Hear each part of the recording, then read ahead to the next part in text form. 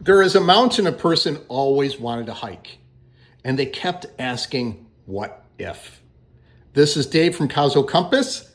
Let's jump in about what ifs. As I said, this person always wanted to hike this mountain. And so they finally one day decided to do it. They moved beyond their what ifs to try it.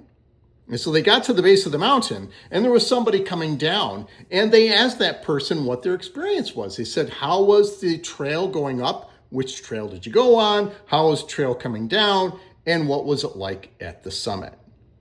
And so this person shared their experience. And afterwards, they said, that's actually a little disappointing. I'm going to ask somebody else. And so they asked another person. And they asked another person. Each person shared something a little bit different with their experience. But ultimately, after talking with 30 different people, they decided they kind of didn't really like the idea. It was harder than they thought, and maybe the view was not quite what they were expecting. So they what-ifed it, and they didn't go. There are two mistakes that we can make in our lives. One is not starting something, and the other is not going all the way through.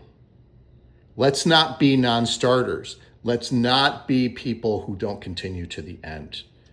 Because through that unknown and through maybe that fear, there is a gift at the end that you may not be able to understand. And even people's experiences with something similar, as I said, each one was a little bit different.